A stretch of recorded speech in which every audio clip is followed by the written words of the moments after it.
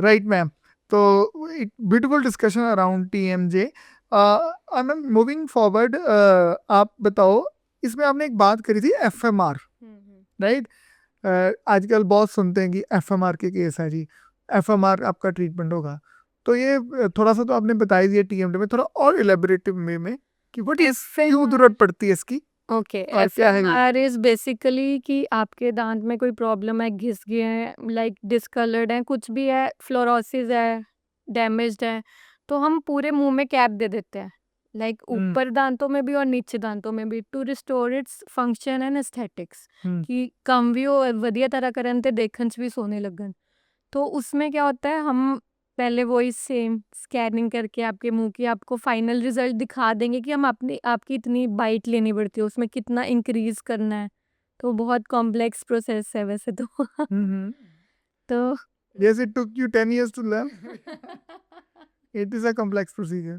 Yes. तो उसमें हम आपका सारा आपको फाइनल दिखाएंगे कि हम अपना आपका इतना इंक्रीज कर रहे हैं, आपका क्राउन का size.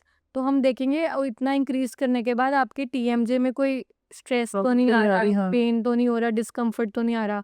If everything is okay then we start with tooth preparation. Tooth को लाइक डिजाइन करके उसके बाद हम इम्प्रेशंस लेंगे, स्कैन करेंगे, ये स्कैन करके फिर लैब में भेजेंगे। फिर उसके बाद बहुत इंपॉर्टेंट स्टेप इसमें फुल माउथ रिहेबिलिटेशन के केसेस में होता है, फेस बोन ट्रांसफर करनी होती है। It's like a relation of your skull, of your mandible to the school.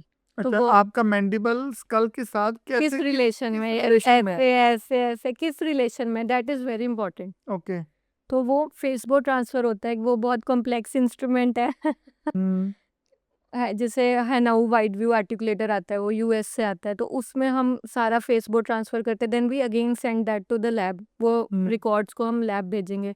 फिर लैब लैब क्या होगा, आप तो अब लैब में जा नहीं सकते ना बार बार, तो लैब साइमुलेट कर लेगा आपके जॉ को उस आर्टिकुलेटर में, लाइक 2 ऐसे रिंग्स होती हैं, उसमें साइमुलेट हो जाएगा वो पेशेंट। तो बार बार पेशेंट को जाने की जरूरत नहीं है, वो सारा काम उस आर्टिकुलेटर पे हाँ, होगा। तो लैब वाले को लगेगा कि अब पेशेंट के मुंह में मैं काम कर रहा हूँ। Yes, yes. एग्जैक्टली, हाँ।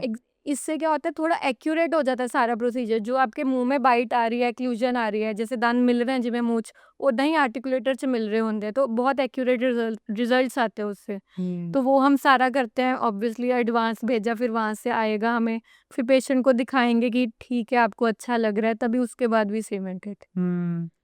तो इसके अराउंड ये पेशेंट ये भी सोच सकते हैं कि भाई मेरे मुंह में सारे दांत हैं। अभी रिसेंटली आपने एक FMR का केस किया, मैंने देखा था, उसके मुंह में आपने आई थिंक 28 क्राउन्स दिए। यस, 28। अब वो पेशेंट ये भी सोच सकता है कि यार मेरे मुंह में 28 दांत तो है ऑलरेडी, ठीक है घिस गए हैं, फिर क्या हुआ, काम तो चल ही रहा है।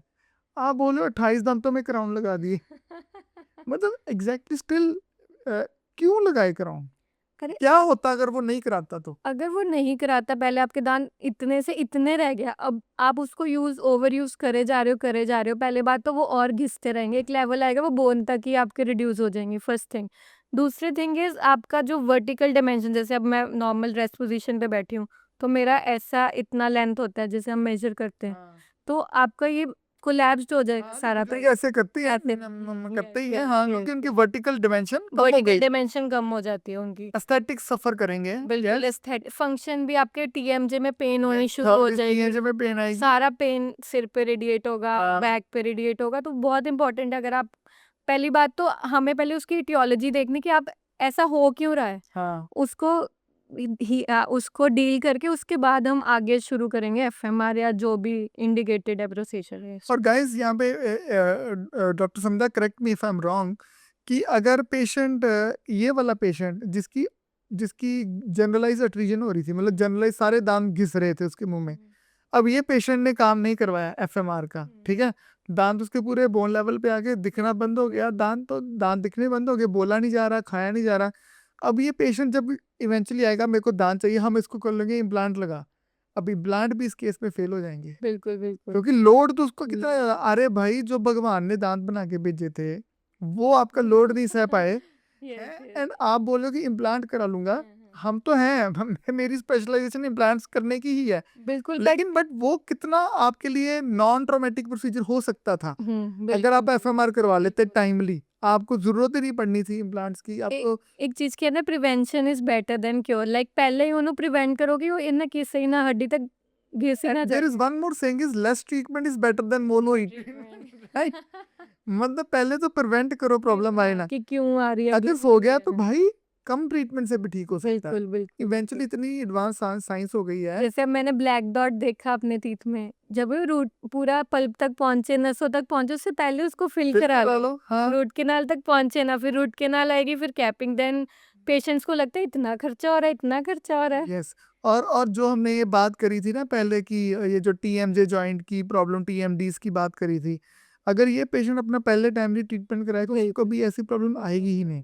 सो गाइस, अगर आपके घर में आप देखो अपने पेरेंट्स के या अपने खुद के, मगर आपके दांत घिस रहे हैं, आपका जो इनेमल है ना वाइट कलर का होता है। हम्म, वाइट की डिफरेंट शेड हो सकती है, किसी का ऑफ वाइट होगा, किसी का कुछ होगा। लेकिन अगर आपके दांत में एक अलग से येलो येलो दिखना शुरू हो गया है, तो येलो दांत का इंटरनल पोर्शन होता है, उसको डेंटिन बोलते हैं। One more thing is sensitivity पूरे दांत ये में होने और अगर सेंसिटिविटी होने लग गई है तो yes. दैट मीन्स आपका इनेमल घिस गया है। घिस गया हर दांत के ऊपर भगवान ने 2 से 4 mm 5 mm इनेमल बना के भेजा है यस यस हर इंसान के मुंह में। अगर वो घिस गया है तो वो 2 to 4 mm आप रिस्टोर करवा लो, करवा नहीं तो you will and up getting more expensive treatments, more traumatic treatment. And sir new अब इतनी लाइक एडवांस जनरेशन चल रही है तो जरूरी नहीं आपको कैप ही करवाना उसके ऊपर you can go for onlays On- crownless veneers yes yes.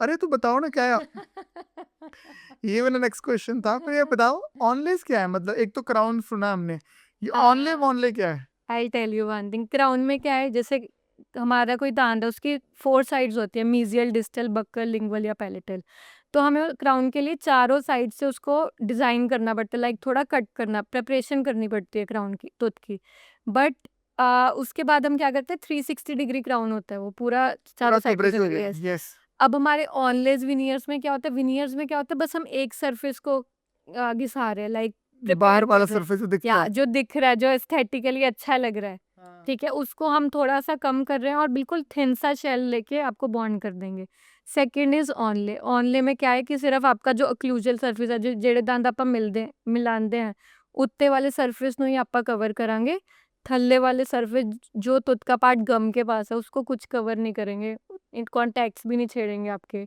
And बहुत आजकल टर्म्स आ रही हैं विनियर ले क्राउन ले हाँ। यस।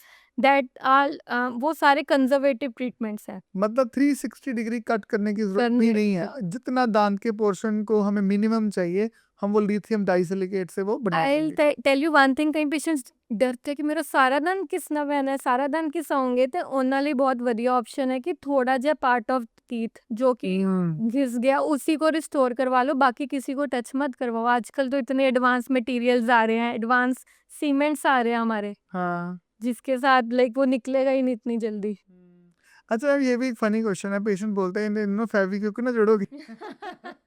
ये जो क्राउन ये फेविक्विक नहीं अंबुजा सीमेंट के साथ जो हमारे एक पेशेंट ने बोला ये बढ़िया भूजा सीमेंट लाए हो हैं। यस यस तो आप ये बताओ कि ये जो क्राउन को दांत के साथ कैसे जोड़ते हैं?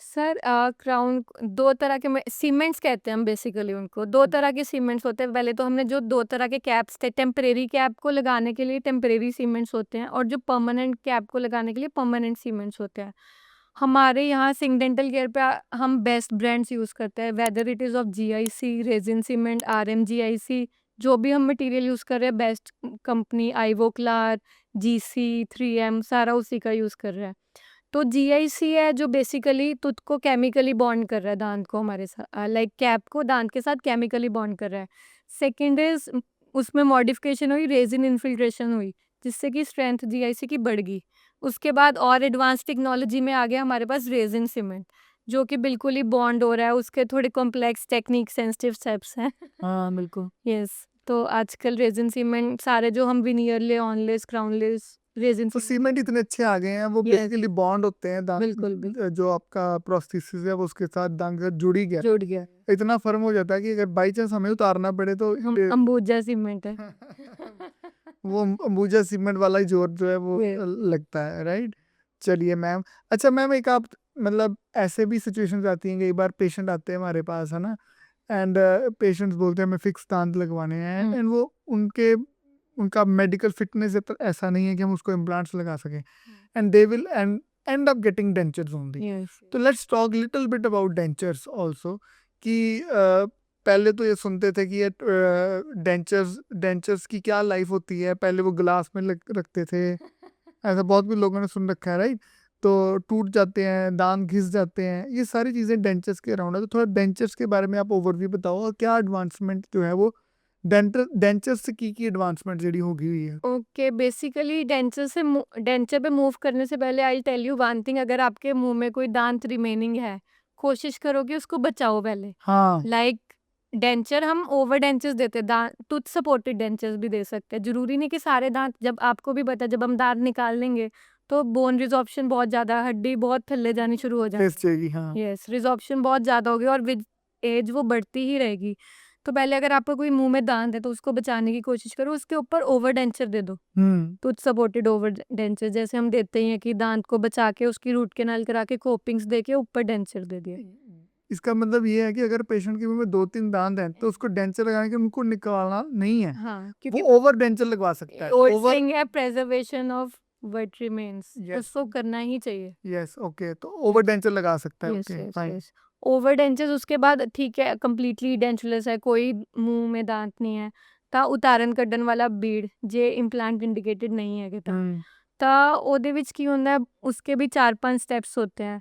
ਕੱਚਾ ਮੇਚਾ ਲਿਆ, ਪੱਕਾ ਮੇਚਾ ਲਿਆ, ਮਸੂੜਿਆਂ ਦਾ ਮੇਚਾ ਲਿਆ, ਉਸ ਤੋਂ ਬਾਅਦ ਕੱਚੇ ਦੰਦ ਤੁਹਾਨੂੰ ਮੂੰਹ 'ਚ ਦਿਖਾਵਾਂਗੇ कि ਤੁਹਾਨੂੰ ਵਧੀਆ ਲੱਗ रहे ने।